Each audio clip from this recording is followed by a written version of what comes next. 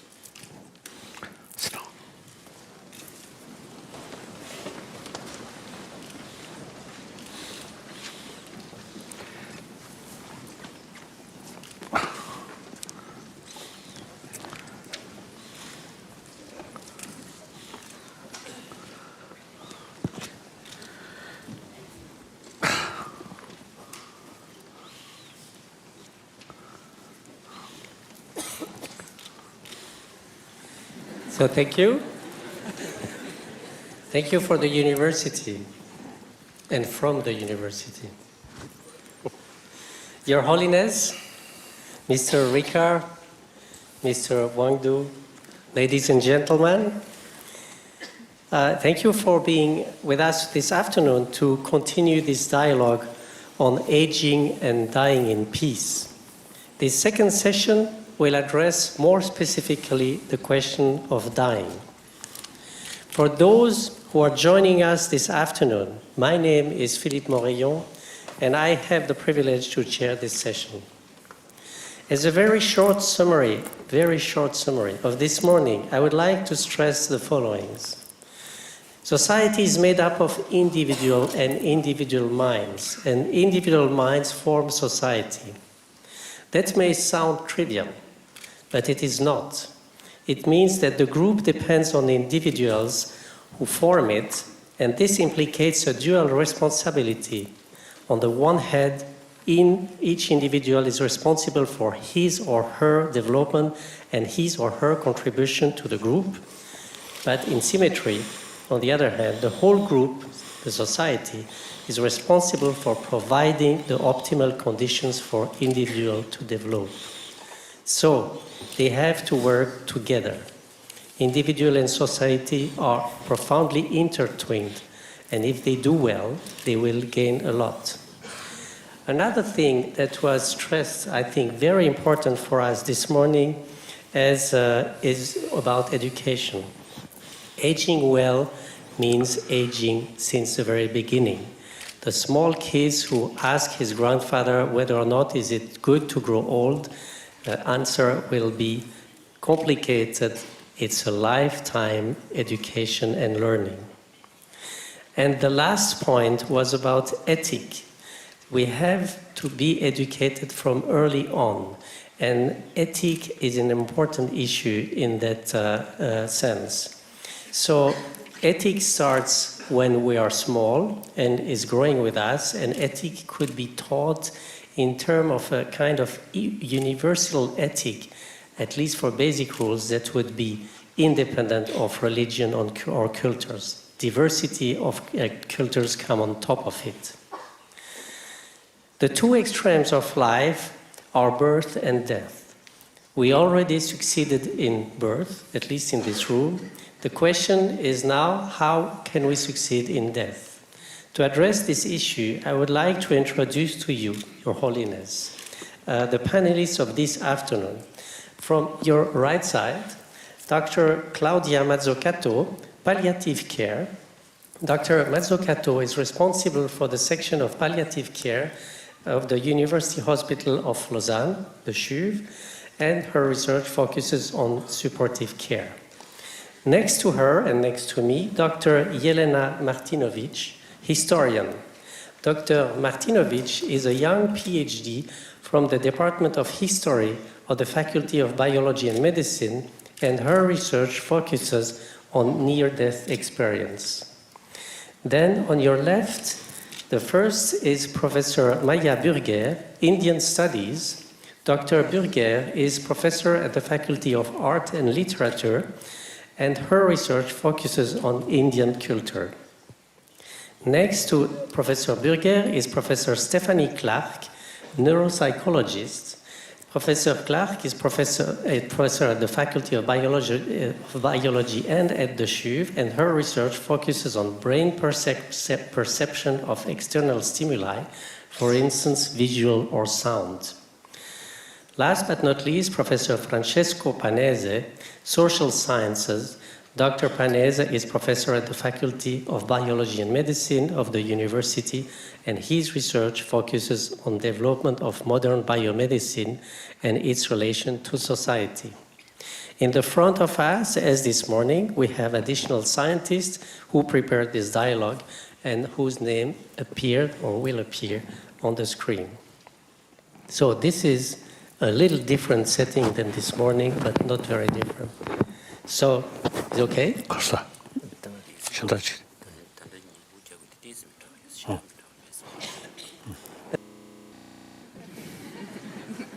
Thank you. Then it is my pleasure to hand you over to Professor Panez over there, who will shortly describe the current picture of dying people in our society and ask you about its uncertainties. Yes, thank you very much, Philippe. Your Holiness, I don't know what experience you have about hospital, but my question is related with dying at the hospital. I don't know if you know, but in our small country, Switzerland, it's a really small country. In 2011, 26,000 people died in the hospital. Only today, 70 people is dying in our hospital in Switzerland. And we know that in industrialized countries, between 50 and 70 people die today in medical institutions.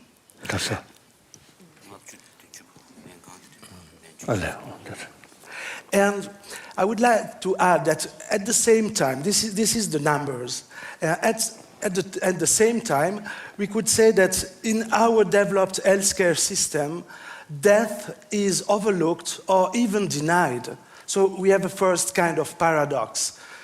Many people die at the hospital, but in our healthcare systems, death is denied. The death is not at the appropriate place at the hospital. And we could try to think about that, and maybe this is a consequence of our medicine, our technical medicine, because we could hypothesize, we could say that in our medicine, the first problem is to prolong lifetime of the body, of the biological body, and less to take care of the end of life of persons, of the patients. And you see again, something is like a tension, like a paradox. And in this situation...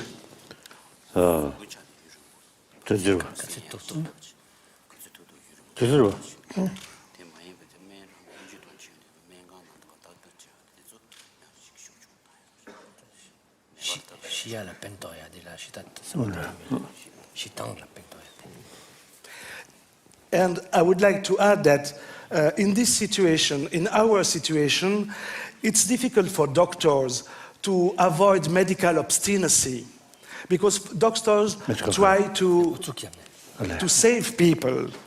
And sometimes this obstinacy is linked or generates moral and physical suffering for the patient. And I think we are facing now two paradoxes. The first paradox is quite obvious. Today, the hospital, I told it to you, the hospital is the main place where people die today. And in the same time, hospital is the least appropriate place to die. It's not a good place to die. But a lot of people are dying at the hospital. And I think there is a second paradox.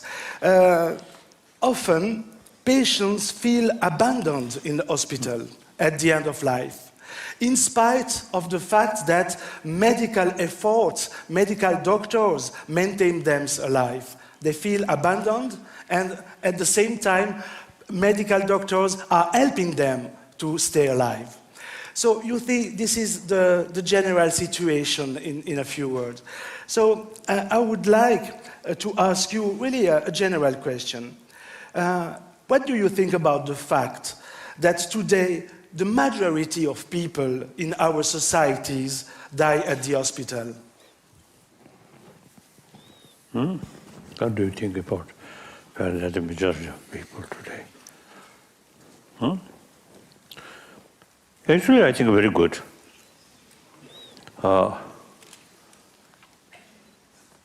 Although hospital is not the place to die, but hospital is suppose, I think, prevent death. So then, the death take place in hospital means now there's end any sort of possibility. So no regret. If you see die, even your own home, there's some friend or the person, dying person himself or herself also may feel, oh, if I can get some treatment in hospital, I may live another week or month like that. So I think that's good. So what is the problem? Okay, but I think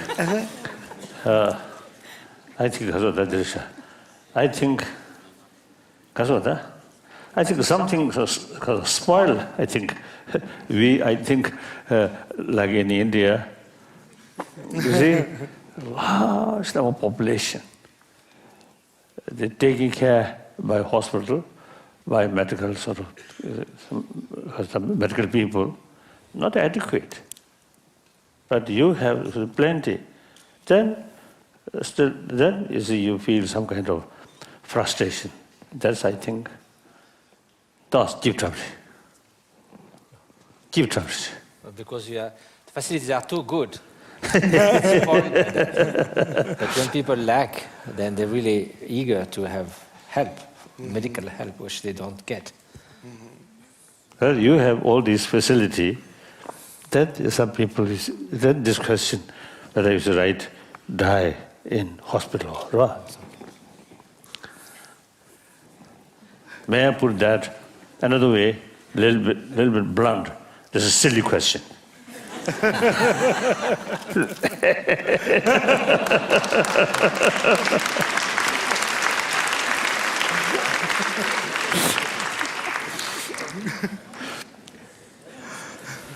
Okay. Then, of course, I think you usually as a people, because an expert, a specialist in certain field, then the specialist you should take care each individuals. So some individual case is unhappy. So take that and then you should put big question. I think that's in Tanamcharo. Come to Medal, something done in Cold atmosphere, family. Then, yes, attitude by doctors and nurses, that makes differences. I think all of you, I think, have sort of same experience. I also used to have the experience. Sometimes it's a big hospital, the machines, equipment, wonderful. But the person who really handled these doctors or nurses treated you like a machine, taking care or repair one sort of kasota. mechanic thing. Then here, no need affection or respect. If we, while repairing, sometimes in the past I also say repair a watch.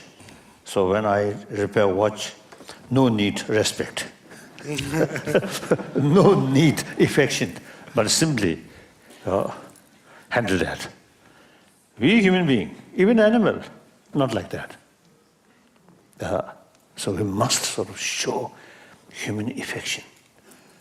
No matter your sort of expertise, good, but without human feeling, or then the patients, I also sometimes say, doctor, without smile, and take your hand like that and put injection.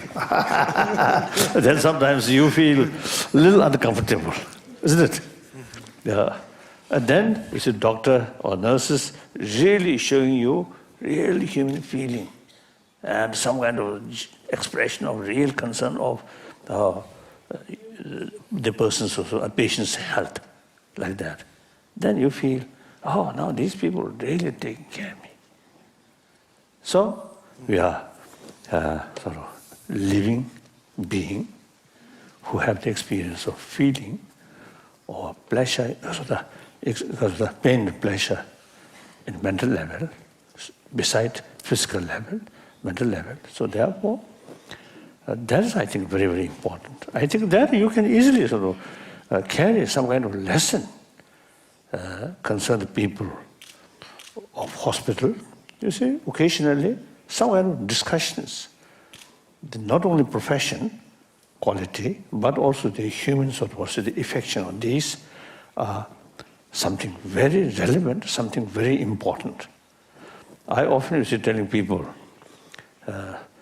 in Tibet, you see, when I was there, you see, some people say, oh, such physician, their knowledge is immense, very good, but their medicine not very effective because that doctor's heart is not very good. But then, such doctor, their sort of knowledge about medicine may not be so high, but very warm-hearted person. So their medicine is much more effective. I think to some extent, I think that's true. That's true. So I think some kind of seminar and some, also they invite some sort of psychologist, psychotherapist. This is some who have some expertise about how to deal with human mind. Then some lecture, some discussion may be helpful. Again here, which we already talked, the secular ethics is very, very relevant, this field. Right. Every human action, whether become positive or negative, ultimately depend on that motivation, and that motivation very much linked with moral principle. Any motivation, any sort of human activities carried with moral principle, then all movement good, positive. If human activities is carried by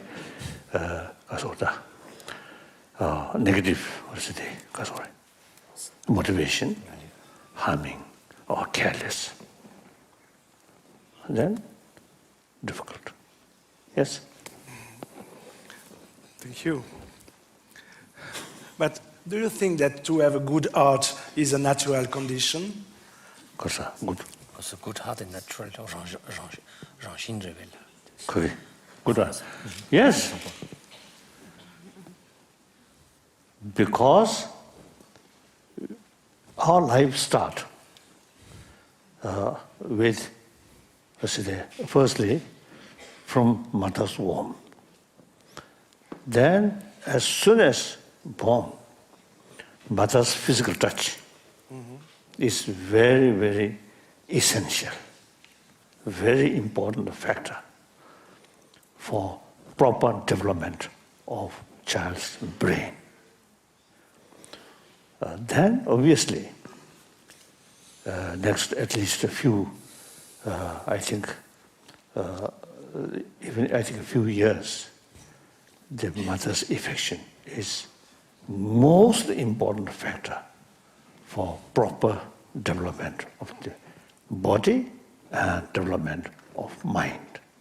That's very clear. There's some sort of scientist, because of the carry experiment. Young monkey,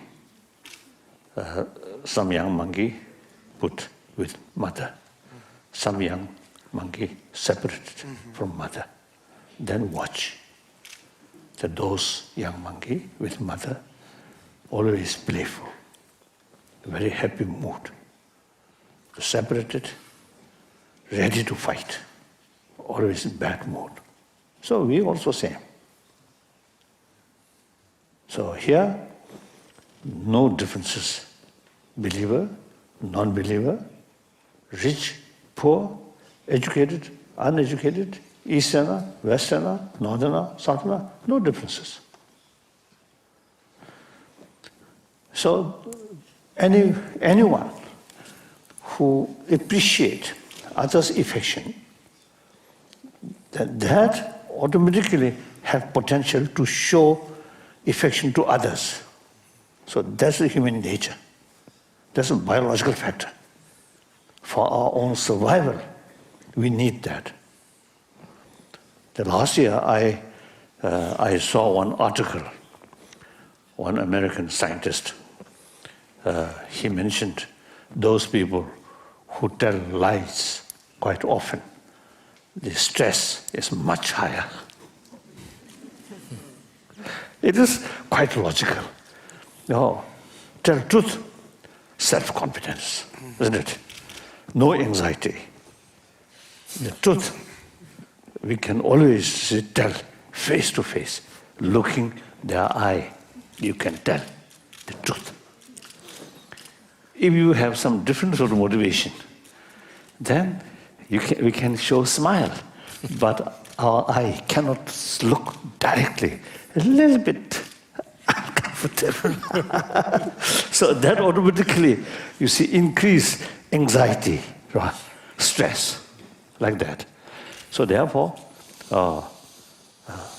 basically, human nature, I believe, human nature is more gentleness. And I think the children, I think they don't care about formality or these things. Whatever they feel, they express. They are very honest. That's a basic human nature. Through education, our mind becoming more sophisticated, then the basic good quality, what we call dormant survey. No further sort of, because of that, activated. Right? Enhancement. So that's, I think, a mistake. Our education only take care brain development, neglect about warm-heartedness. And that part, when separate education institutions started, church take care of that. And family also take care, I think, to some extent. Now both fields, influence of church decline. And also family value also sometimes a little sort of neglect. And certainly those as a children's parent divorce, or worst thing, parent themselves abuse. Really terrible. So then gradually such people, such children, the basic good quality, then gradually become thinner. And then instead aggressiveness, suspicion, anger, frustration, these things now increasing. So that's why we are facing unnecessary problem. Actually, I always say I believe 7 million human beings, no one wants problem. Isn't it? No one wants trouble. But ultimately, we ourselves become troublemaker. Why? So, due to lack of holistic, due to lack of sort of what's the long-term interest, we not taking fully about the ability of our sort of brain look reality holistic, because too much emotion. Once emotion develop, our view become biased. Then we can't see the reality. Just short-sighted way, short-term interest, like that. Thank you. Thank you very much. Thank you. So I think at the beginning you said something very important for Western society. The hospital is not a place to die, it is a place to help. That sounds trivial. It is not, again, because we have transformed hospital in place to die sometimes. We have another question that is important in our societies, that is we do not know, doctors may know, some people know, but we do not know how to talk about death to a person that is going to die, because we're afraid to say that. And this goes further. Sometimes people are so much in the hospital, so much alone, so depressed, that they sometimes ask to die to nurses and doctors, and they ask assistants to die. That should not be the role, as I understand. But this is a very controversial issue, and I would like to turn on to Dr. Mazzucato to address this important point. Thank you, Philippe. Your Highness, thank you very much for all. For my question, it's a difficult question, an ethical question. With medical advance, we are living longer, but also are experiencing more and longer physical and mental suffering and social isolation. In the past, death occurred suddenly for the majority, but now for us, the death is an anticipated event.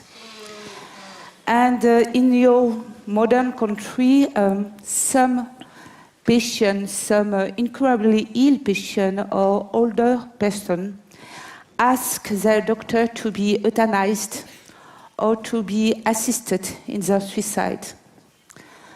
And it's not clear. We have some studies, the first studies suggest that the main reason for the wish to hasten death are depression, but also our despair because of existential, spiritual distress, because of loss of meaning in the life, because of loss of autonomy too. And another important reason, and it's a big preoccupation for me now, is an increasing feeling to be a burden for the family, but to the society now. And physical symptoms such as pain are rarely decisive factors. So how we can help better this person? What would you say to an older person or an incurably ill person who asks to be euthanized or assisted in this or her suicide? What you do if someone you know would express this wish? Older or an incurably ill person who asked to be. 다들 가서 저기 심해 말해. Or assist in his or her suicide.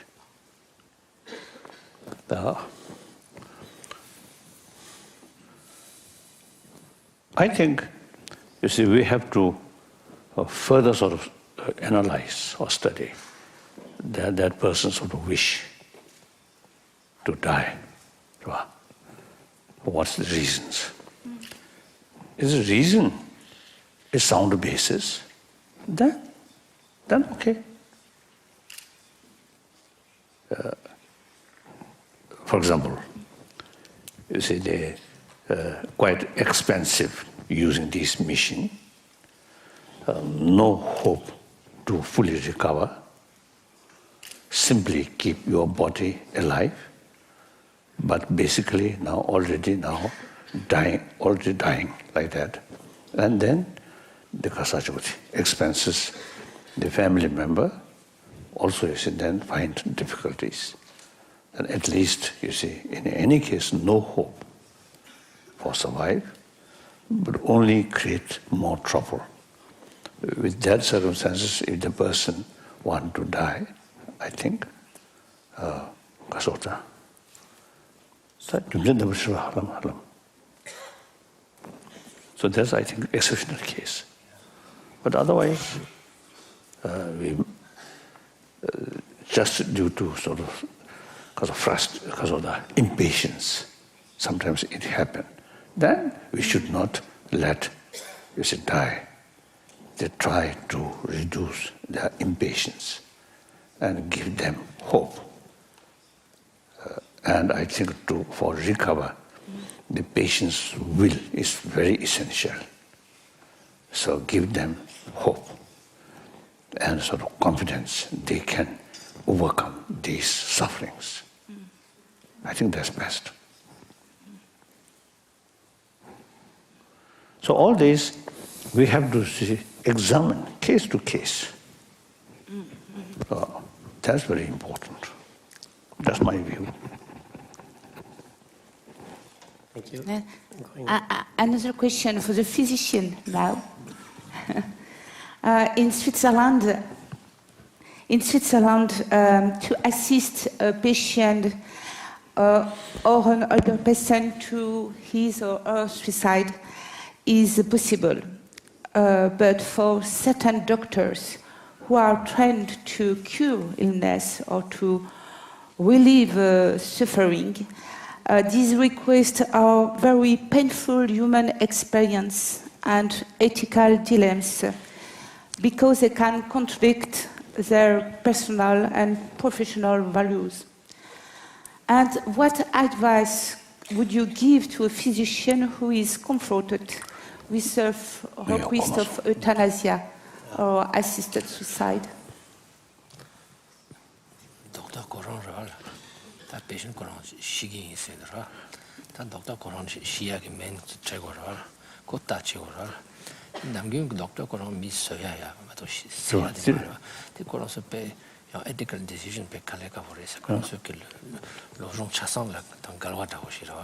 한디 Koran서 시작할래 도스. 한디 this 시면 돼야라. 저는 자자들 들어 팬드 사디. 얘기잖아. 봐. doctor에게 팬을 줘야 된다리다. 소수고 봐. 다 그런 내주 치라고지 가라.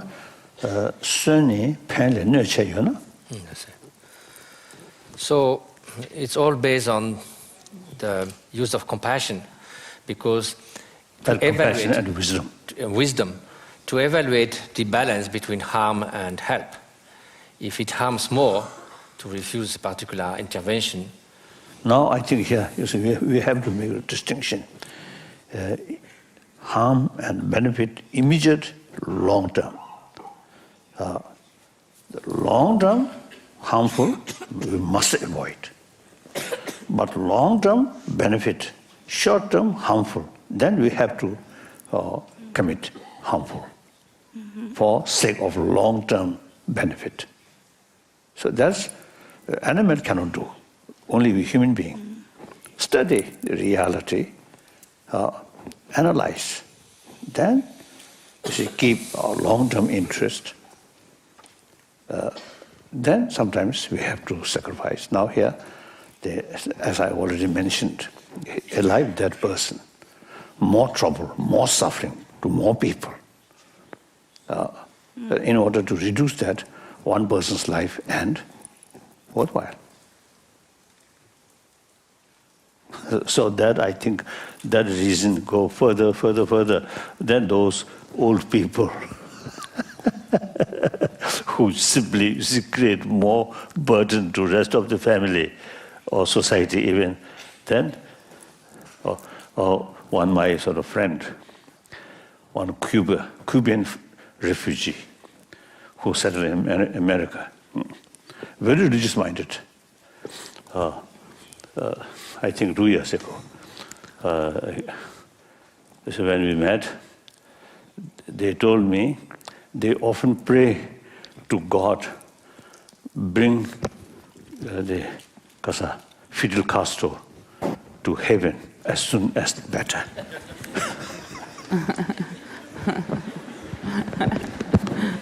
So very nice. He don't like Fidel Castro sort of oppressive sort of regime, but not bad motivation. Please bring to heaven. Pray to God. So that's mutual benefit. To him also benefit, and the rest of the sort of people who suffer under his regime also some benefit.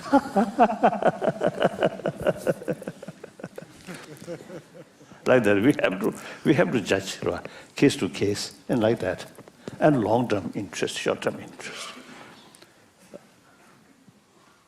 Thank you.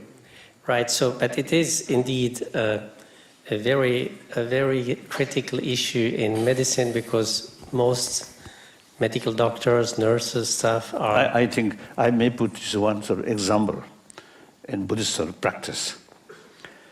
If someone, still is completely prohibited, but someone, you see, there's certain things which essentially may sort of bring risk of that person's life, or too much attachment, and due to that create more problem. Then, out of genuine sense of concern of their well-being, still that is permissible. Not out of your own greed or your own use. Ta majin berlamba, paru majin shindu rangalang berwata. Ta di shashana paru bershusne tengenji. Ta di paru bola pembatu ya tundala majin shindu lamba. For instance, if someone is using an object in a very harmful way, out of strong grasping, or I don't know which particular case, it could be drugs or something, and then, in Buddhist ethics, to take what is not given is the definition of stealing, and is considered to be a negative action. But if it's ultimately for the long-term benefit of that person, then it becomes virtuous because it actually benefits the person. So ethics has to be contextual and embedded in real life situations. So case to case, basically, it's related with motivation and the interest for larger larger good. For the greater good, we have to see for short-term, long-term, one person, many person. Yes, thank you. So we have a lot of debate in Switzerland around that. Some people, some organizations allow this kind of organized but assisted facilitation of death. Some do not. It is a discussion in the medical ethics, because it's a question of ethics, and as you said, it has to be discussed for each particular case. So we need here humility. We need also the persons and the family to be prepared for this event. I guess you cannot go and just snatch the hose like that and say, I did the job. So everybody should be aware of what is going on. So you have to prepare for death. And as this morning session, you mentioned very clearly, you have to prepare your life for aging, but also for death. I'm from Occidental culture, and I'm not sure I can do this well, at least not yet. But the question is crucial, how to prepare death, if we can. And I would like to hand over now the microphone to Dr. Jelena Martinovic, who addressed this type of question in her recent doctoral dissertation on near-death experiences. Absolutely.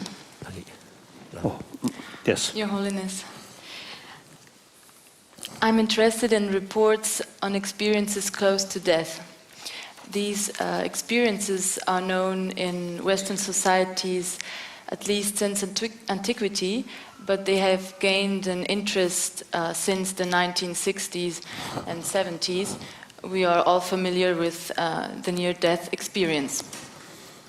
However, I do not want to follow here the usual debate, which wants to know whether these experiences can prove the survival of the soul after bodily death, or if they can be studied scientifically. I simply consider these experiences as an example of how human beings deal with death. So in the Western societies, we have a vast amount of descriptions coming from survivors, such as rescued climbers, rescued nearly drowned persons, or successfully reanimated patients.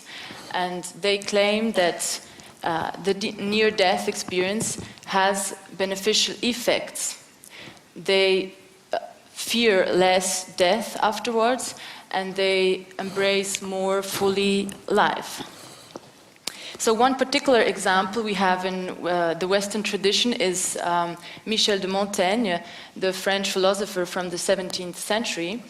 After having had a horse accident, he actually started to, and during this accident he believed to die, he started afterwards to write his considerations on death. And in this essay, he says that everybody should be able to contemplate and to imagine his own death every day, so as to be able to be prepared to death. So coming back to nowadays, we can observe, at least in Western cultures, that there is a preference to die suddenly in order to avoid suffering. But at the same time, we have seen with just these recent examples that there are many terminal ill patients who have sometimes difficulties not knowing how to apprehend death or face death. So, Your Holiness, I feel free to ask you, is it essential to train ourselves to experience death? And if yes, how could we do that? Obviously, I think even some difficult, say, event,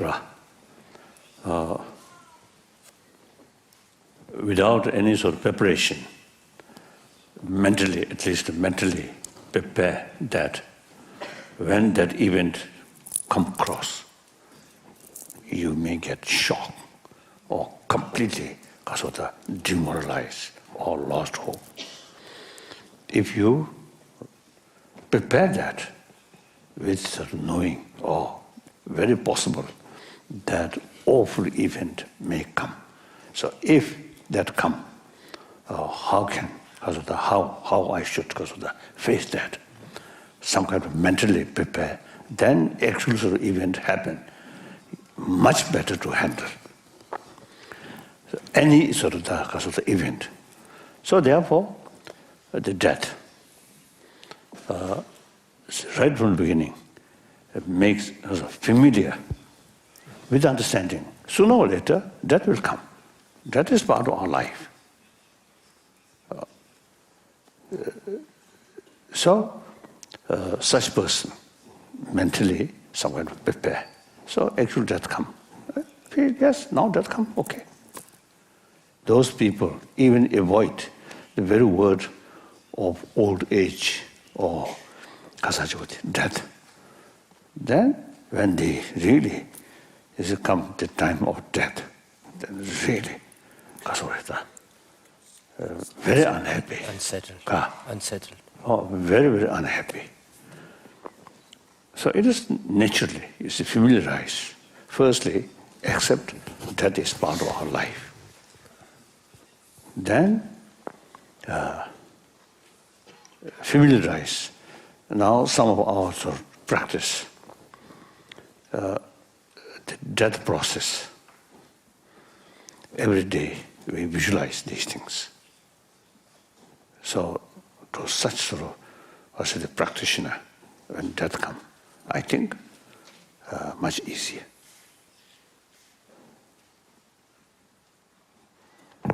That's the mission. Dirvada. That's all. The Nangwe practitioner is child. That was a multiple window. Jenny Chevarup, Chula, Chevakia, Kabukia, Ding Mr. Tamon Minju. So we say that according to the level of spiritual preparation that applies to practitioners who have taught and meditated upon impermanence and death, in the best case, they are so prepared that they welcome with sort of ease and almost joy, I mean, like meeting a friend. In the middle case, at least without fear. And in the worst case, at least without regret. Mm-hmm. So that reflects having familiar with that process as part of life. So I think those traditions have,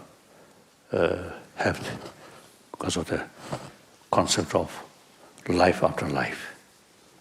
Then death is simply like change body. You still remain continuously, life after life.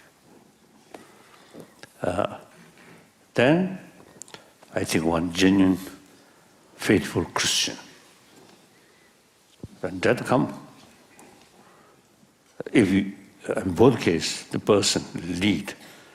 This morning, we already mentioned the carried meaningful life. Then, at the time of death come, no reason feel regret. And the person who believes God as a creator, that God creates now your death because of the created you and your life. So your life now, God created such a way, now time of your death come.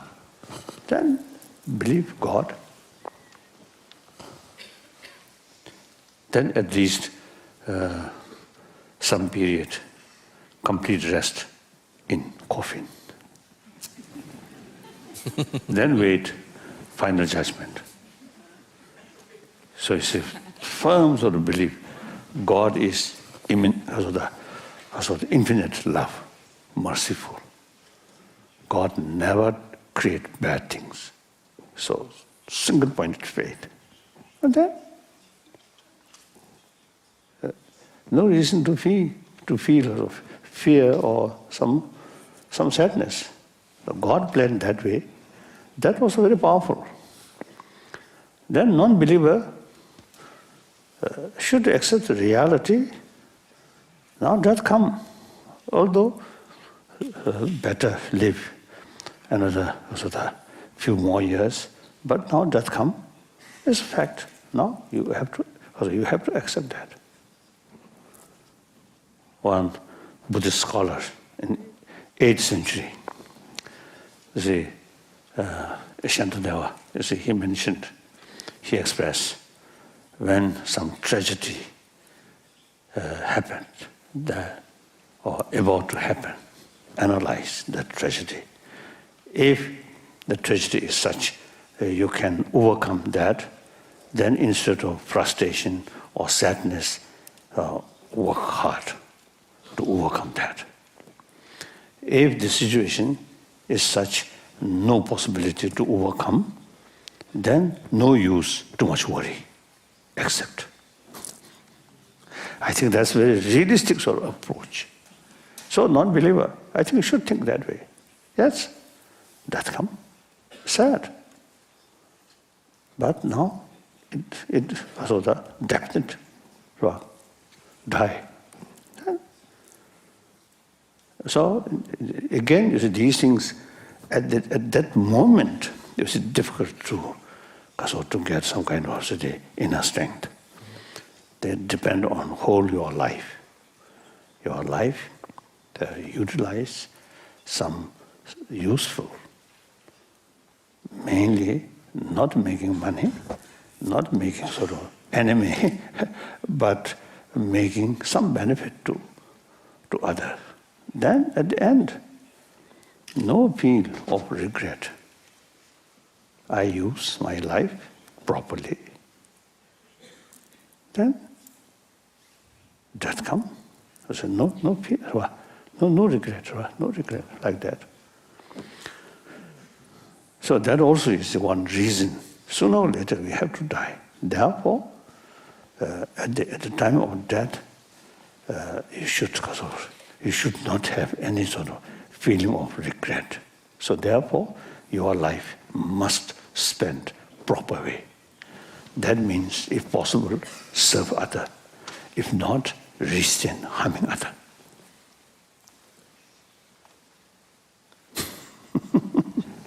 So as a non-initiated Buddhist, if I ask for a simple exercise, would it be, for example, to train myself or ourselves in the idea of annihilation? I won't be here anymore, or is it better to think of to fill my life before dying? So there are some people saying, therapists, that you need to train yourself in your ego side, like you do your own suicide in order to experiment that one day you are not here anymore. So what is your opinion about less or more? 시당 개발로 많이 안 빼주기라 뭔가 뒤뒤다시 탐실 펜터 가지.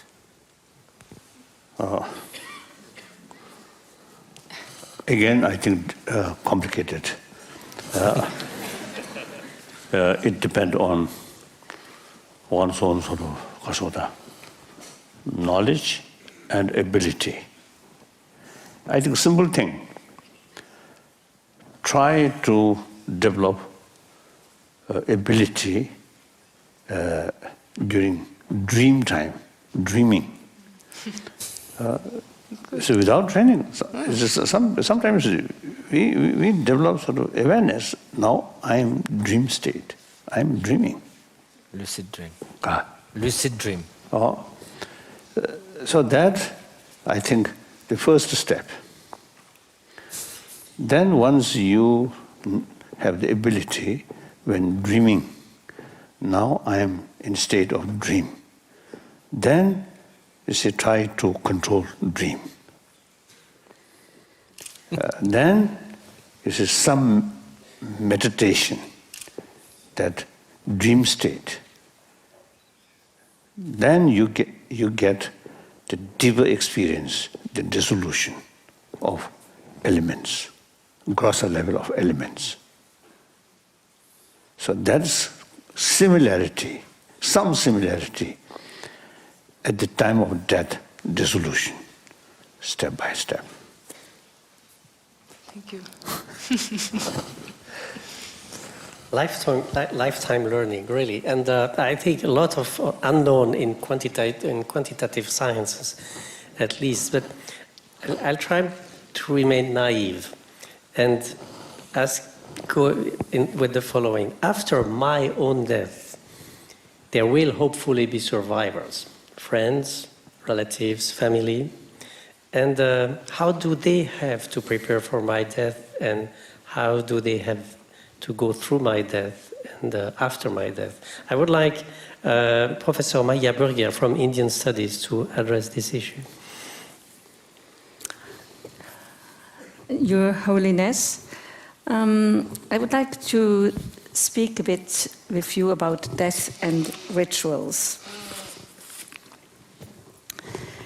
An important medium to experience and express symbols are rituals.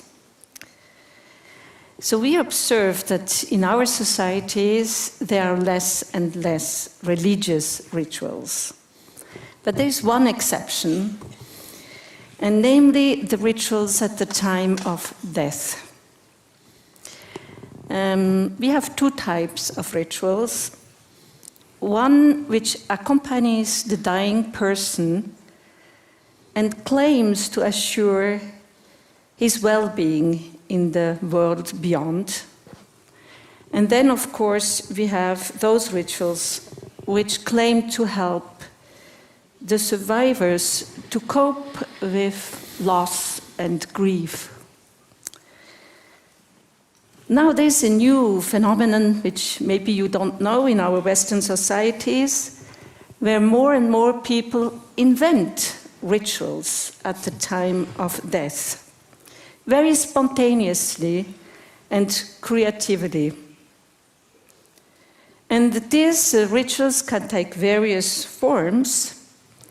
It can be on the internet, it can be in ecological cemeteries. There are many, many ways. And they invite us to reflect on their purpose and efficiency. I think it's very interesting to reflect on this period of death and why rituals at this very moment are so important. And I would like to ask you the following question. While facing death, is it necessary to use traditional rituals like we know them in all religious traditions? Or can it also be helpful to invent new rituals? Basically, I'm skeptical about rituals.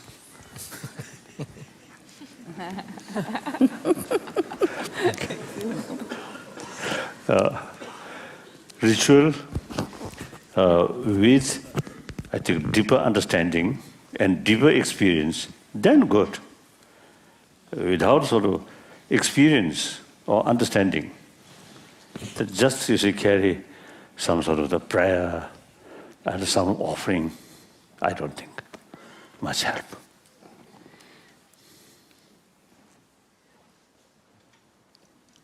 So that's so then what kind of ritual?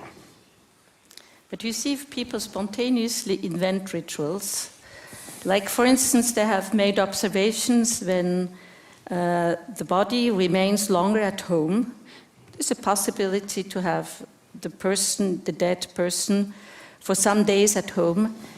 Children, adults, family, they invent new kinds of rituals very spontaneously. Don't you think this can be a way of having a very deep or new relation with the dead person? Again, I don't know. I think again, you see, much depend on case to case, right? Some people may get some benefit, then okay. But basically, I don't believe such sort of ritual. And and a ritual carried by other people, I think very little effect to that person.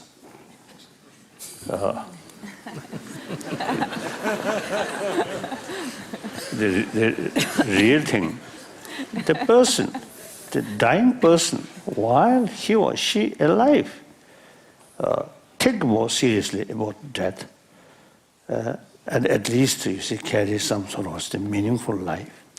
That is much more important. Otherwise, after death. So may I ask you a personal question? Yes. Do you yourself practice some rituals to prepare your death? Not a ritual, or simply, you see, the training our mind.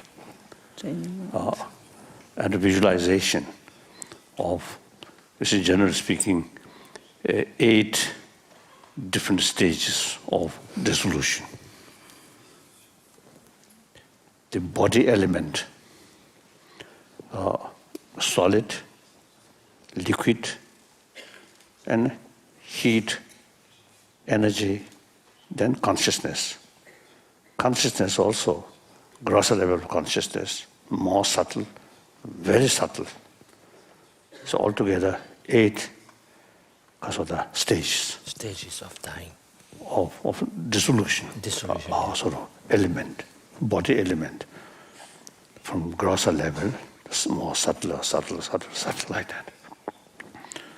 So that every day, I think, for 5 times, compulsory. This is the visualization, these things. Suppose sort of preparing my death. But I do not know when actual death comes. I really, you see, they practice these things or not, that still do not know, no guarantee.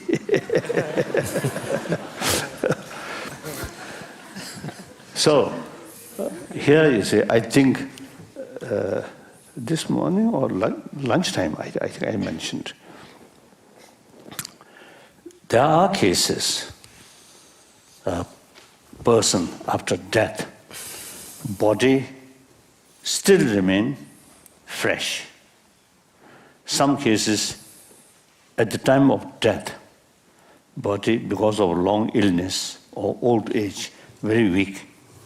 But after sort of stop breathing, the brain activities stop, the body becoming more fresh, more because of that. Glowing or some kind of glowing. So through that way, sometimes it remains a few days, sometimes few weeks. It happened. Last, I think, last over 50 years, as far as we notice, I think at least 30 or 40 cases. Such cases there. My own tutor, the 13 days after his death, the medical doctor checked his body, then declare death, but body remained fresh. I think 2 years ago, one practitioner died in New Zealand.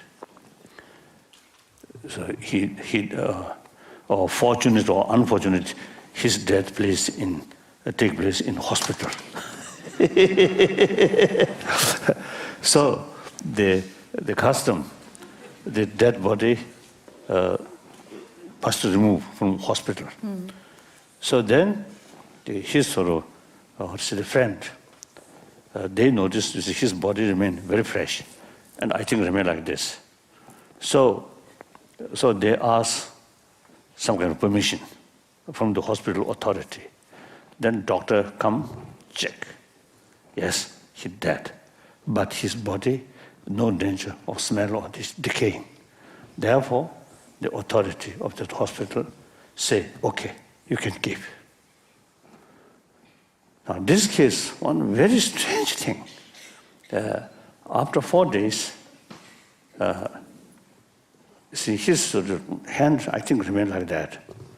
Then 4th night, his hand, I said, I think the left hand is a tightly sort of controlled way. Hold. I said, this finger or other hand. Very strong, very strongly. So at that time I mentioned, oh, how pity. You should keep video 24 hours. Then how the movement used to come. So actually it happened. So I think about 10 days, his body remained fresh. Then another very good Dalai Lama, you see, I think 18 days remain fresh. So now the modern scientists say Kasoda is something unusual. No explanation. Now only explanation is the different level of consciousness, grosser level of element or consciousness stop. So brain activity stop. So brain is basis of grosser level of consciousness. but more subtle and subtle, innermost subtle consciousness still there. So as soon as that subtle consciousness depart from this body, then immediately decay body. Now here, quite a sort of strange sort of today story. Last year, one Tibetan Lama, who historically the topmost important Lama of Mongolia,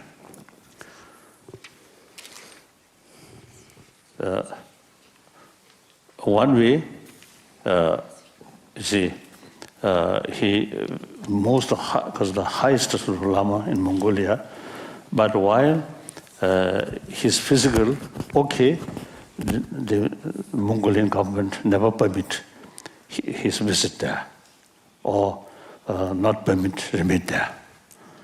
When Mongolian government give permission, and his body already then becoming very, very, very fragile, cannot talk much. So, consider very highly sort of spiritual, highest spiritual leader, but go like that way. But now he's dead. I think the 19.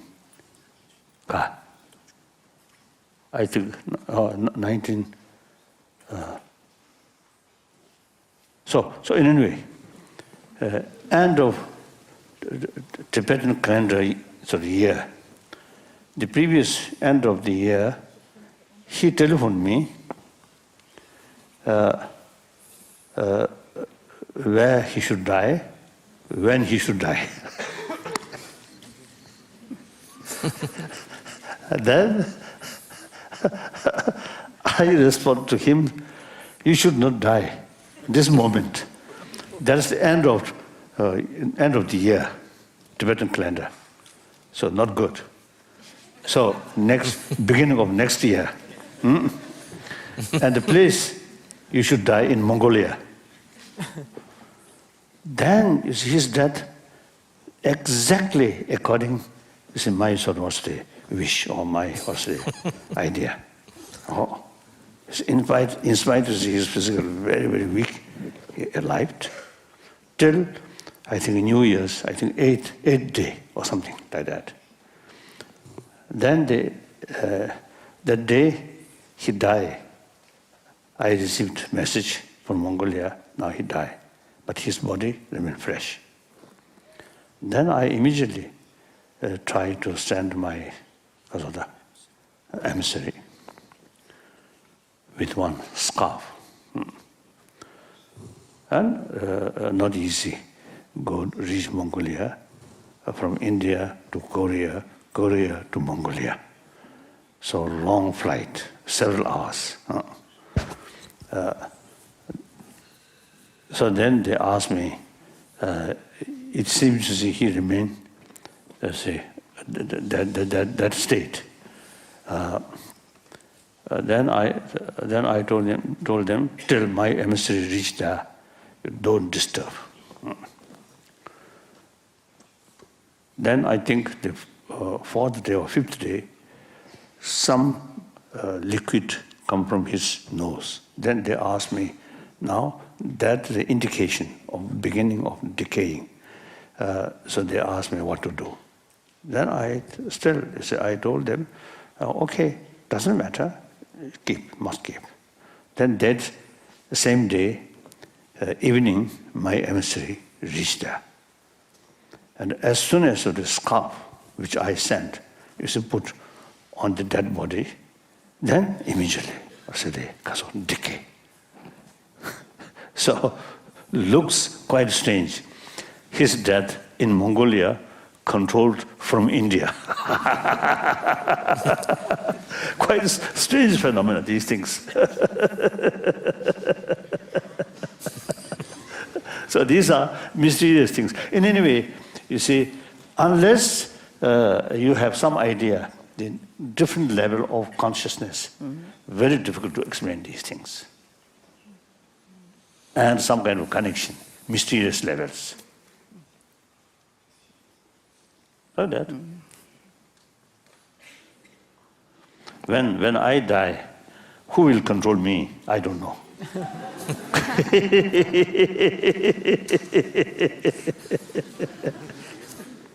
Yes. Thank you. So, Your Holiness, I noticed one thing. You are skeptical about rituals, and skepticism is a Yes. feature of scientists. So we rejoined us really on the skepticism issue. What you just are alluding to, death, definition of death, and the moment of death, is actually a topic which is the expertise of Professor Stephanie Clark, neuropsychologist, and she will take about the power of medicine, or the symbolic power of medicine, in deciding death. Well, thank you. I would like to come back to the issue you were quoting about the experience in New Zealand. Developments in our society require a precise definition of the moment of death. Death is defined as the irreversible failure of vital organs. Breathing ceases, the heart stops beating, and for centuries this has been taken as the moment of death. However, with the advances of medical care, this definition is no longer sufficient. Cardiac and pulmonary function can be sustained beyond the moment when normally death could occur. Brain death is...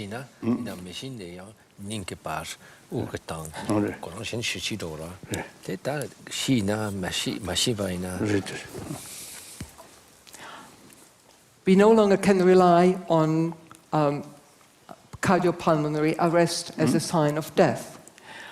The decisive feature of dying is the definite irreversible failure of brain functions. Medically, it can be defined as a patient in a coma who can no longer breathe. There are specific signs in respect to eye movements. There are specific reflexes which are no longer present. Brain death is followed by the inevitable death of other organs, of tissues and of cells. The definition of death as irreversible brain failure is necessary for medical practice. It has also a great impact on society and on ethics. It defines the moment when life-prolonging measures can be stopped. This definition facilitates enormously organ transplantation for non-living donors.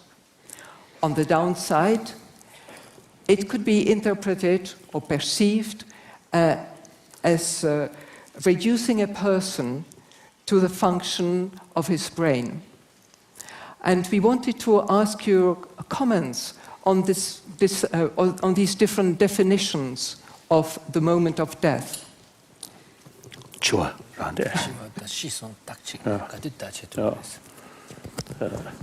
According to this concept, subtle level of consciousness, then they actually stop the heart beating. Then, within a short period, the blood circulation ceases in brain. Then brain dead. But the body still remains fresh. And these persons who remain in that state, the brain no longer working. Blood circulation no longer there. Heart beating, of course, not there. So we say that's dying moment, not death. The real death, the subtle mind depart from the body and body become decay. Then that's death. Thank you. Then the person you explained was in New Zealand, who died. I mean, he was brain dead, but then for several days the body remained normal. This person, throughout all these days, would be dead then. So dying moment. Yeah. But that's why you see, I sort of expressed by sort of because of the pitch, camera must sort of there. No, right. We ourselves, you see, difficult to explain. All sort of energy stop, cease, but hand movement take place. So how it happened? We ourselves confused, not adequate explanation. So we have to sort of work with help of sort of scientific research work and our own sort of explanation. That's rather sort of because of the new phenomena.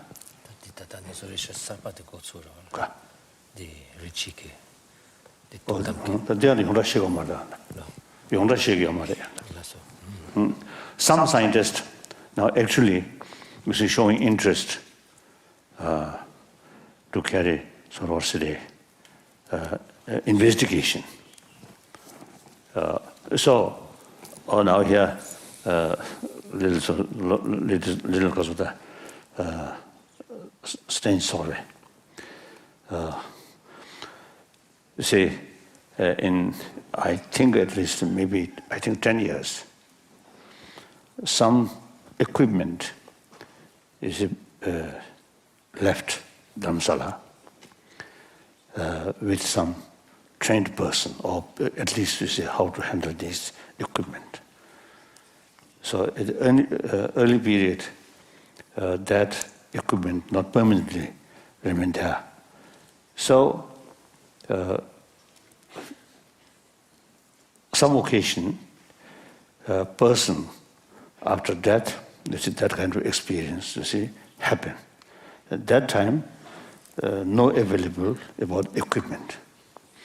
When equipment available, not die. So meantime, I cannot request practitioner, please die in order to carry our experiment. That also not very sure. If out of my request may die, but fail to meditate, that really disaster.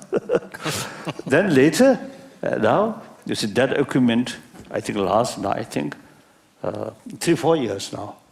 That equipment now permanently remain there, and also you see trained few people to handle now. So then one I mentioned the very high Lama, good top scholar, and meantime good practitioner, and he actually become because of the highest the position of Yellowhead sect. Of the Gelupa school tradition, he was the head Hebot. Oh. So, as soon as I heard from South India, after his death, his body remained fresh. Then I immediately asked the concerned clinic where this equipment and trained person there. Then they immediately sent the person and equipment. Then you should put all wire on that dead body's head and close touch with scientists in America. So of course, as a scientific sort of research, just one case you cannot finalize. Same sort of experiment and different, more cases, then you can say. So, but there's some scientists who involved in that. Once told me that after a few days after death, and very short moment, one electric sort of radius because of the movement, signal in the dead body's head after a few days death. So that's very unusual. They say very unusual. No scientific explanation. So now we need a further sort of investigation. I think at this time I left because 8th 8th this month, I left. So I think 2 days before that, I received one sort of message from Tibet. One monk whose age, I know that monk before 1959, I know. Isn't that monk age 88, after his death, he remained. So that was the position without decaying. I think 11 days or something like that. Quite old. Then similarly, another monk, the same period, I received message from Tibet. The 98-year-old monk. Again, is after death, the body remained fresh. Next few days, I heard these things happen. So now further, the investigation with full cooperation with scientists and also the person who knows something about this explanation. With full cooperation, you see, the further sort of investigation. It's very, very useful, like that. May I ask you, how do you consider these events? Are they part of some outliers in normal type of dying, or are these very special intervention at a spiritual level? I think normal people also, you say, sometimes could happen. Could happen. But then certainly, some experienced people, much more easier. Okay. But that also now the question is, during dissolution, all grosser level of consciousness, the ordinary, the cognitive power, cognitive power gradually reduce. So trained person, the grosser level of consciousness dissolving, but cognitive power remain. Okay. Then, at that level of very, very subtle level of consciousness, then carry that consciousness become kasota. Meditation, like that. So that, unless you really train several years, are difficult. Okay. Yeah. Some my friend, some American, actually, as a result of last 40 years, 30, 40 years sort of practice, some sort of ability, the concentration, you see, meditate on, while meditate, the grosser begin because of dissolution. So then, you see, that person, you see, can remain in meditation sort of, because of the meditation sort of state, 3-4 hours, single-pointed sort of meditation, with sort of experience of dissolution. Quite strange, these things.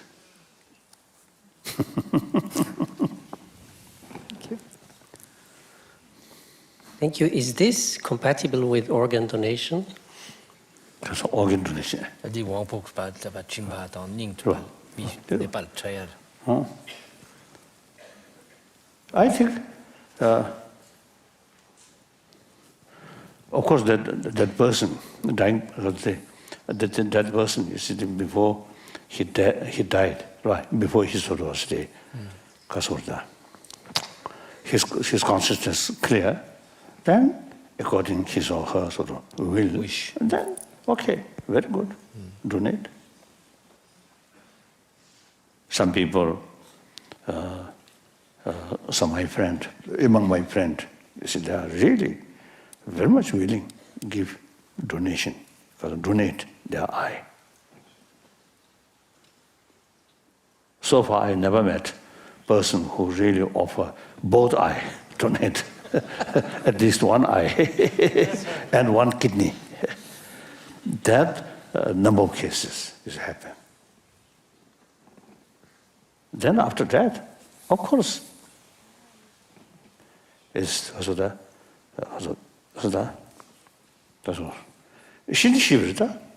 deep hand. So once we are dead anyway, if we can do something further beneficial to others, well, that's perfect. One great sort of Tibetan sort of Lama, I think, in I think early part of this century, during the century, after he died, usually you see people sometimes you see keep body, Mardon. They kind of mummified, they preserved the body for a long time. Or sometimes, most cases, they burnt. So that Lama advised or suggested his sort of follower, his sort of friend, my body must give, my dead body must give to vulture. At least some vulture gets some benefit. At least fulfill stomach. Like that. Very good. Just burn. It's wasted. So that dead body, although that Lamas, I know his picture. And when I was young, I met him. Very good one. Very good scholar. And very good practitioner. But his physical rather thin. So vulture may not enjoy much. Okay.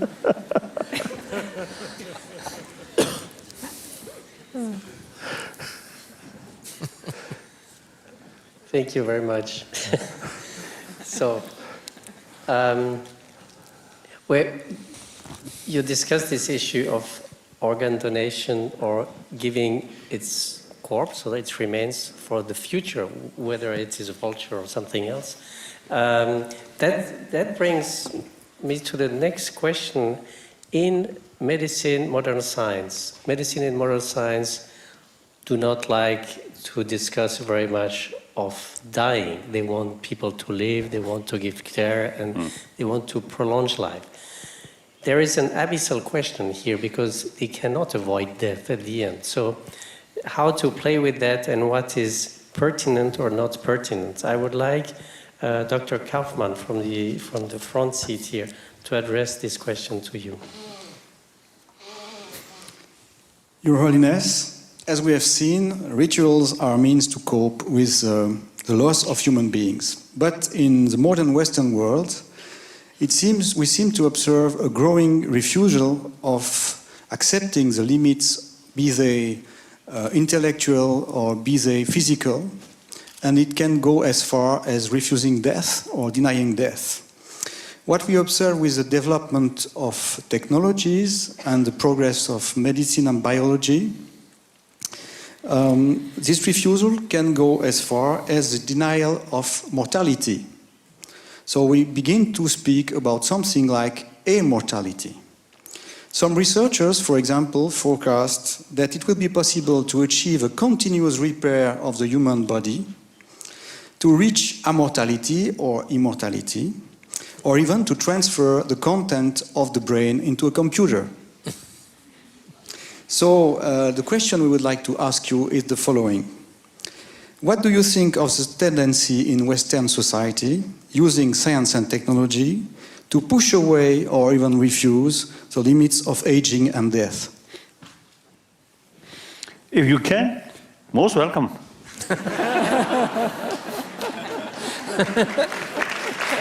And then I want to add something. I often used to sometimes telling people, some, mischievous people, in their brain, the part of their brain, or part of human brain, usually is common sense develop. So some of these, mischievous people, that part of brain is missing.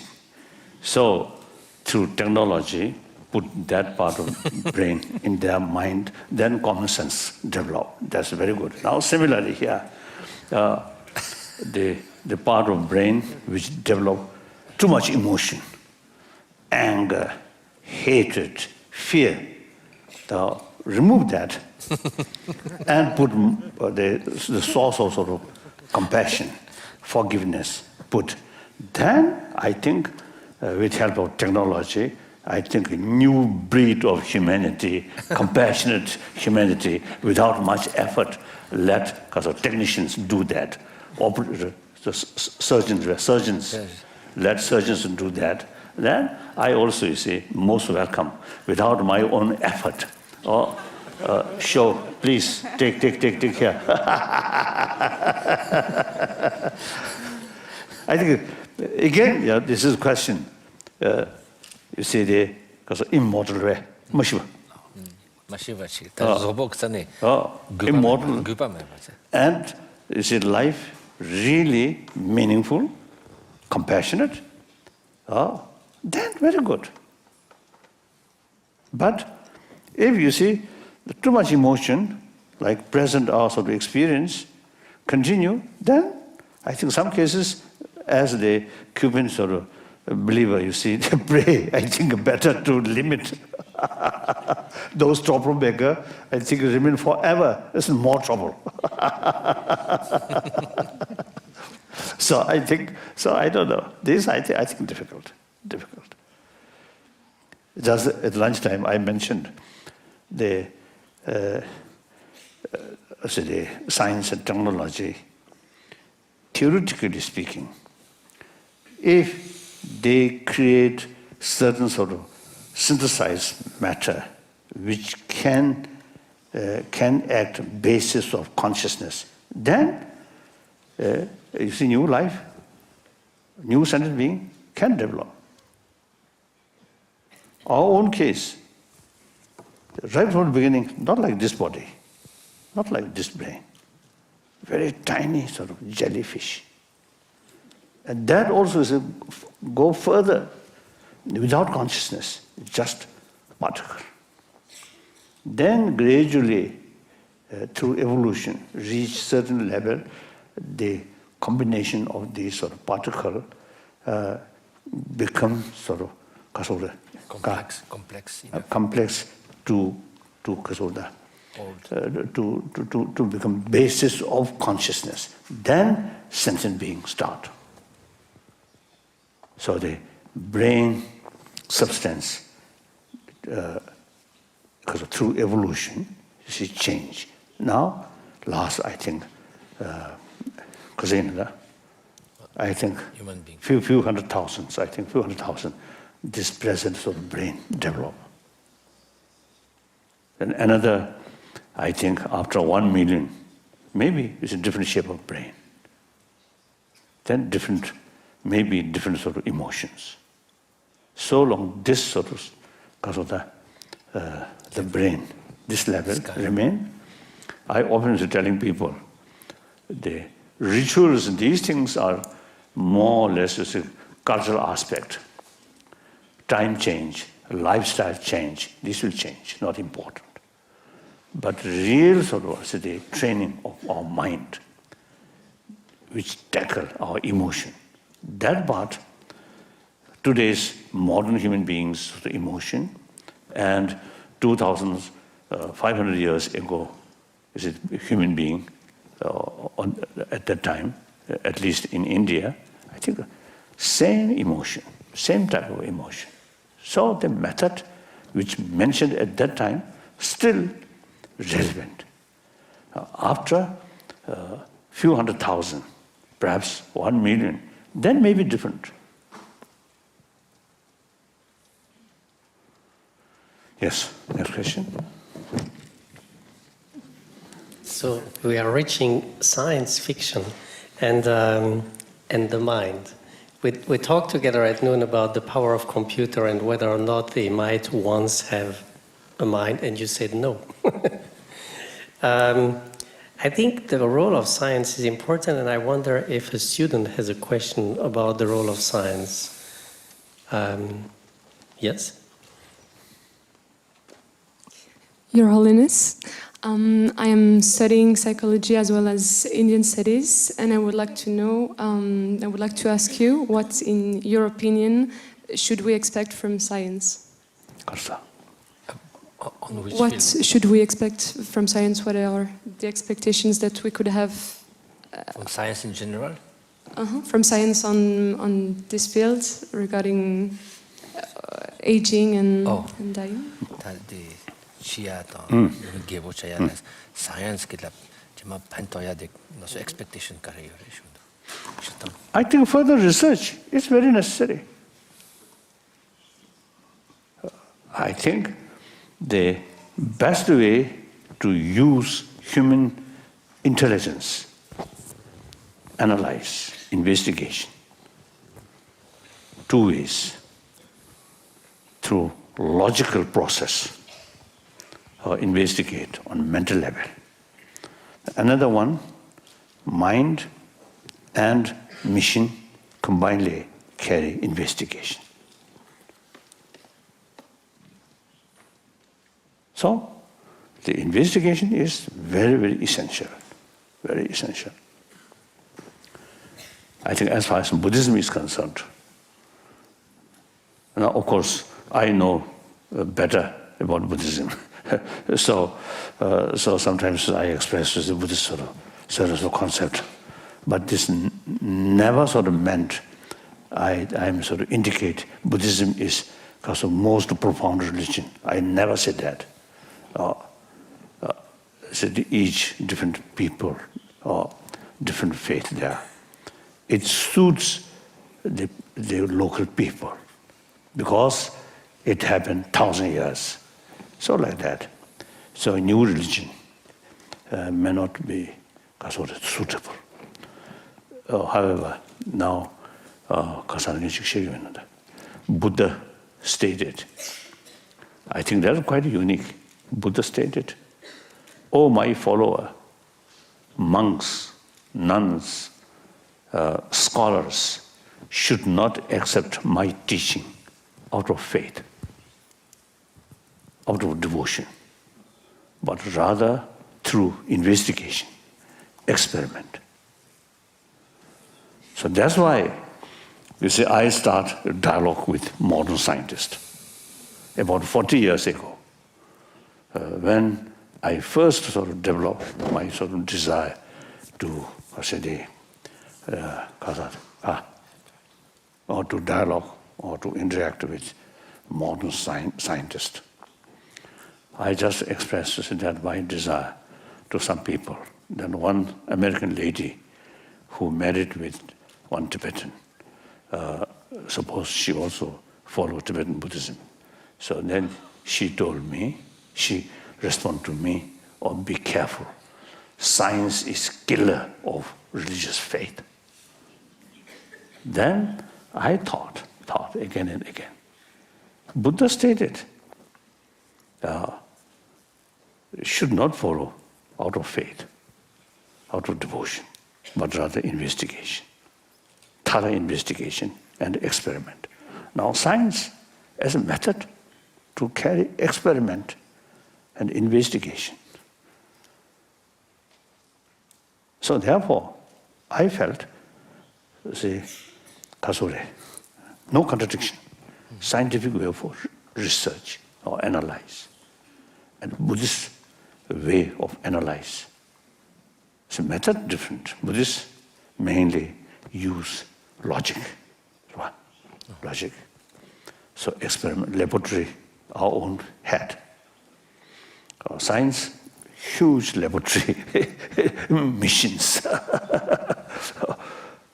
And so far, modern science mainly focusing matters which have So which has sort of the physical. So you can measure. Even light, very subtle sort of particle, so you can measure. Consciousness, you cannot take measurement, difficult. So therefore, up to now, I think up to late 20th century, you see, mind, these are not sort of scientific, a field of scientific research, something different.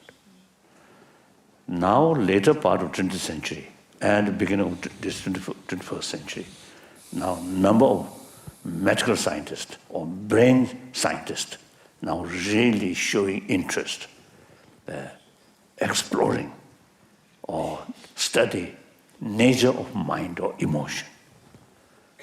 It's directly affects our health and the health of the society or family. Because healthy society, healthy family. So therefore, now more sort of experiment carried by scientists. So we really now full cooperation. So really wonderful. Investigation is I think, because of the me namju, the me chajuji namju. Namju pechushasti investigation and scientific investigation payout. So the special characteristic of human beings is precisely this very, very high faculty of intelligence. So what is the main use of that faculty is precisely to investigate properly whatever we need to know better. So it is really wonderful. Since my childhood, I have keen interest about technology and about science. Then, last now 30, 40 years, actually I had opportunity to discuss with scientists, mainly 4 fields: cosmology, like Big Bang theory, these things. So Buddhist literature also mentioned these things. World come, whole galaxies, whole universe comes, it disappears, come, disappear, like that. On the basis of the work of 5 elements. Zhuang. 5 elements, yes. Or external matter, 4 elements, like that. So therefore, cosmology is something common subject. Then neurobiology, also common subject. A lot of explanation about these the veins and we call chakras, these things. So the details of explanation about brain, not much.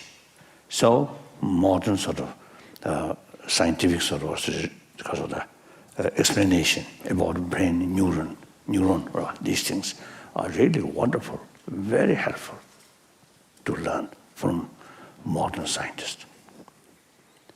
Then physics, quantum physics. One of my Indian friend, nuclear physicist, see, he found concept of quantum physics. Some of Nagarjuna's sort of writing. That's 2,000 years ago.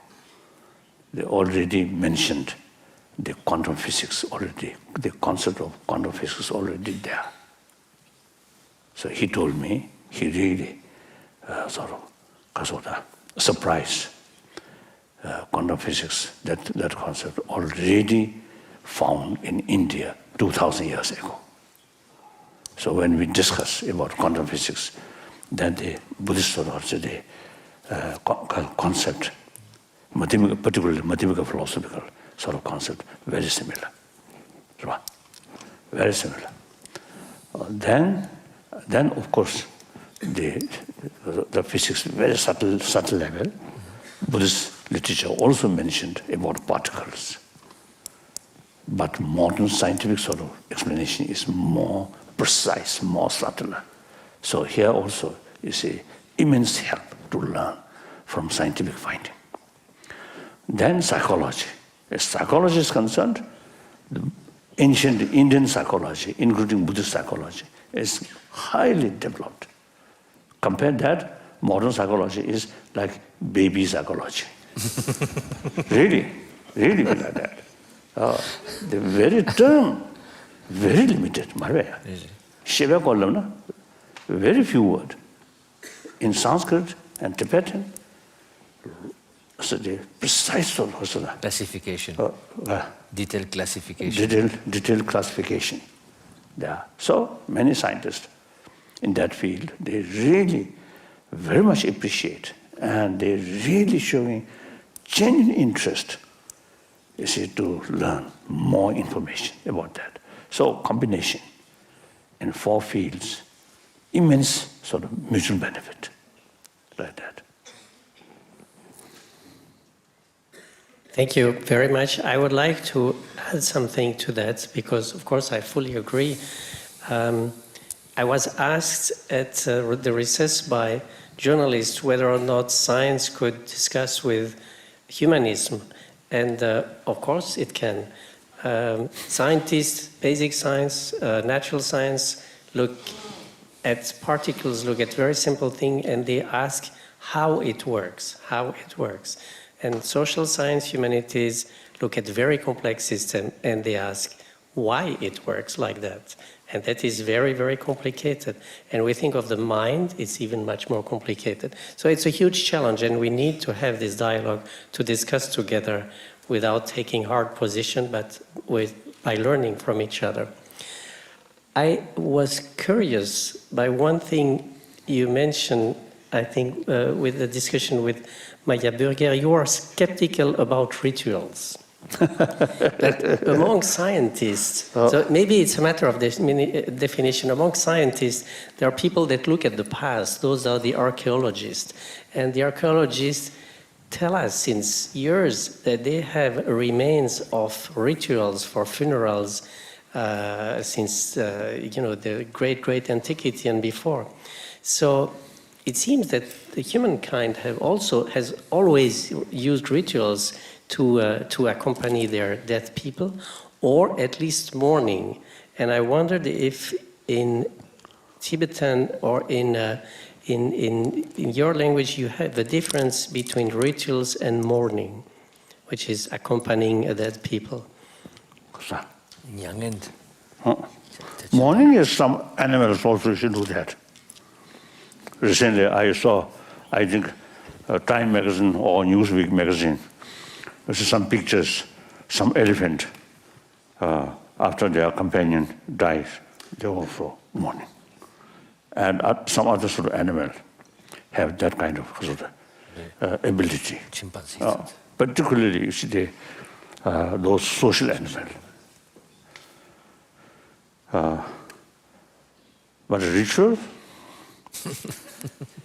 if you sort of describe ritual as something special sort of activities, then I think those animals, especially when they are mating, some rituals there. Isn't it? Yes. Dogs or cats, or there's some different sort of rituals, and some sort of deers also shower. I think. Also ritual language. Ritual then ritual in that sense, yes, that's culture, or I don't know, certain physical sort of expression. Would you say that meditation is a ritual? Now, I think, frankly speaking, my English very poor. I think often when I speak English, I think without knowing exactly what's the meaning of that particular word. So the ritual, I don't know real meaning. 초가다 그래다. 다 초가서는 그리스 그래. 초가다 곰다 가가다. 배나 너 심지어 초가였어 그래. So, yes, I was trying a Tibetan word That means a ritual with sort of religious ritual with the ceremony and all that. So His Holiness pointed rightly so that elephants don't perform ceremony, but they do things, like putting things on the dead body. So what is the definition of a ritual? His Holiness was wondering because of the English meaning. What does it? I think ritual, in the sense, certain physical sort of activities, certain sort of verbal activities or voice, just sort of expression of certain sort of emotion. Then ritual, some way, automatically come. But then ritual, you see, based on certain belief, then sometimes you see too much sort of stress. Ritual is meaningless without knowing the meaning. The meditation training of mind and ritual suppose kasoda yala samlo train shake yala da uta. It's just a ritual is a kind of a secondary branch of mind training. It may help, but it's not mind training per se. So important. Now, for example, the Christian practitioner, real sort of effective, practice is single-pointed faith towards God. Then, chanting with music, these are supporter. Extra, yes. Yes, so the example listeners gave, that the music, chanting is just like supporting or means to express one's faith, but it's not the core. Because it's a very psychological approach to the event of death, for instance. If you approach it from the psychological perspective, I think this is one aspect, but then we have the social aspect, and especially at the time of death, I think it's very interesting to observe that people are seeking for right gestures at the right moment, and they can be either given by tradition, because they help to live this moment, very difficult moment, or they can be, as we see today, invented. But it seems that these acts, these practices, are very important and do not seem to be avoidable. So I wonder whether you can approach it from both the sides. On the one way, you have a psychological dimension, which is the inner experience, and at the same time, you give expression to something which is outward and which ritualizes events that are very difficult, and maybe you cannot understand immediately what is happening at the time of death. But rituals can help you. I mean, at least that's what we are taught, that rituals can help you to frame that moment in such a way as to allow maybe this inner consciousness to grow in a longer process. I think ritual, as you mentioned, something sort of spontaneous expression. Okay, doesn't matter. It's a right of freedom. Someone is fond of that. Okay, you carry. And also, you see, my freedom to express my skeptical. That's also my freedom. In my case, you see, Buddhist practice, such a sort of realistic sort of approach, really directly deal with emotion. But many Buddhists, including Tibetan Buddhists, you see, we don't care about this real method to deal with emotion. We simply carry these rituals. And the whole day some chanting, half sleep, half chanting. What use? And some instrument, horn, or a flute. Actually, this flute, very name is telling. Yes. Means for Chinese flute, so it's not even Tibetan. Oh. I'm quite sure those Nalendra masters, top masters of a Buddhist tradition, I think they never touch flu. I don't think. We are as follower of Nalendra tradition. I think we must go the original, authentic tradition, not cultural aspect. We Tibetan, much emphasis cultural aspect. That's more attraction. Then, one time, I met one Japanese who recently visited. About, I think, 15 years ago, he recently visited Tibet. And he asked me, Buddhism, the very sort of message, very sort of the central practice is compassion.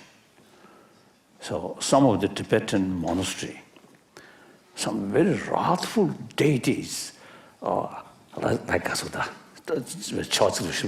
Like they look very wrathful and drinking blood like that.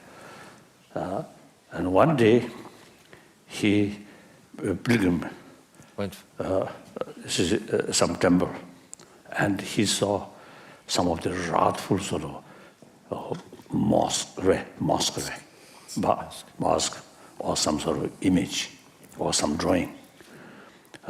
That night, he lost his sleep out of fear. When he go to sleep, reflect these wrathful sort of face, these things. So he lost his sleep. So he asked me, why? Tibetan Buddhism in general, the essential sort of practice is compassion. Why using these things? So it is true. We're forgetting the real practice and emphasis those ritual or those certain things. Then tantric practice more involve ritual.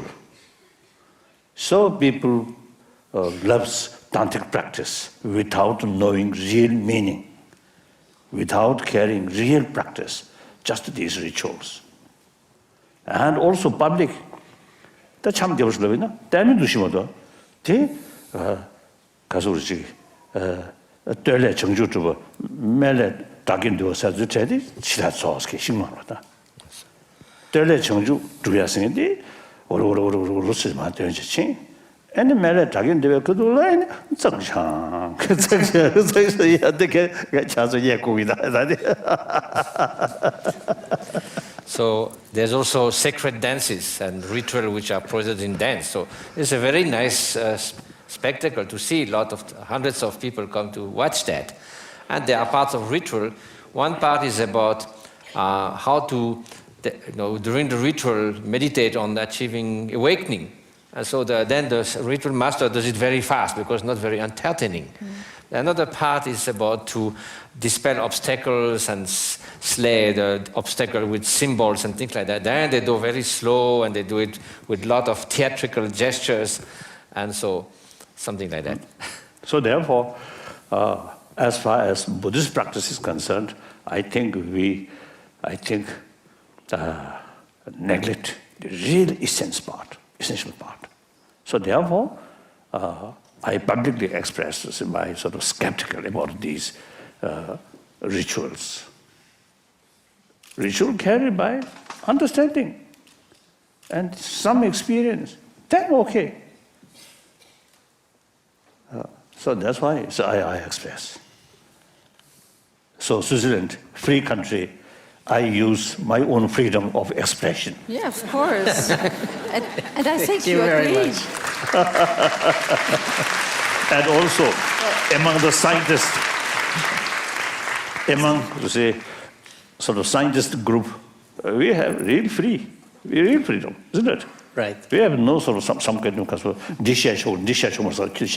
There's no taboo about whether you should speak or not speak and Of course. sort of cultural prohibition of. But I think you agree with these people inventing new rituals because they want to go closer to what they experience. You very much insisted that.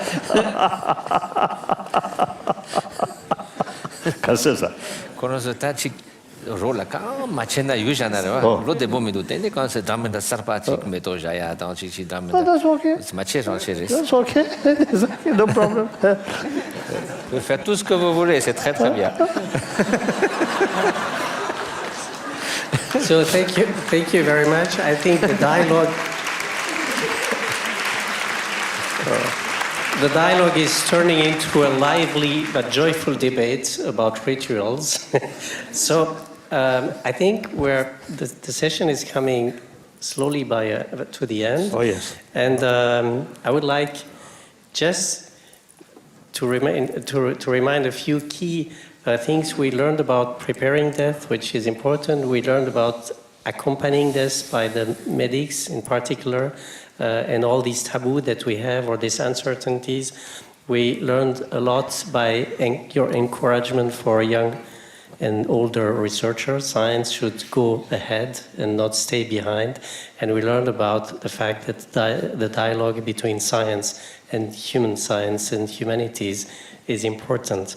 I would like to thank you very much, Your Holiness, Mr. Ricard, Mr. Wangdu, and I would like to ask the rector to come on the stage to give his closure lecture.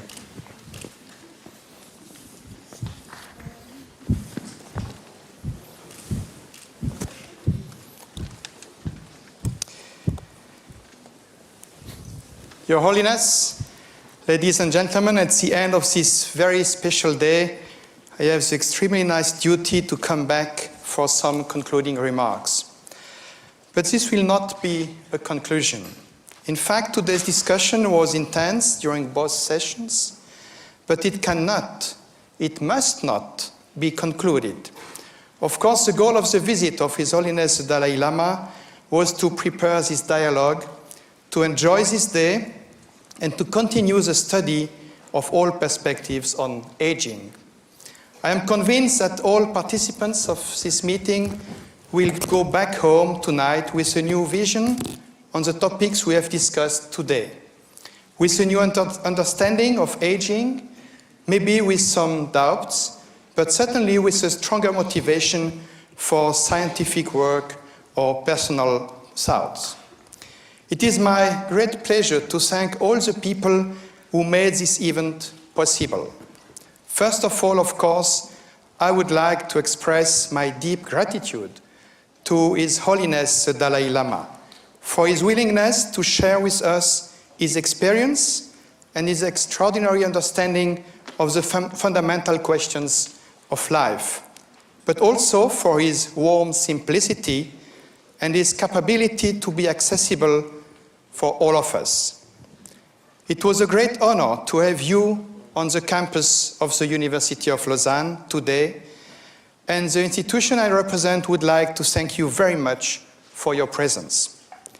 I also would like to express my special thanks to Mr. Tseten Shukyapa, representative of the Tibet office in Geneva, to Rigdzin Namkha Gyatso Rinpoche, and to the three associations, FPC Tibet, FPMT Gendun Drupa, and Rigdzin Switzerland, who helped us a lot in the preparation of this visit. Finally, I would like to thank Professor Philippe Moreillon, the scientific organizer of the meeting, Mr. Marc de Perrault, who coordinated the operations, and all the collaborators of the University of Lausanne who worked very hard during many weeks or months and who prepared this event with great care.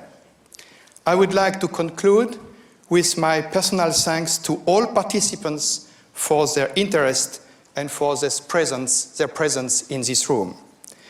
Now, His Holiness will quit the University of Lausanne, will quit this room. Thank you for staying quiet for a few minutes. Thank you very much.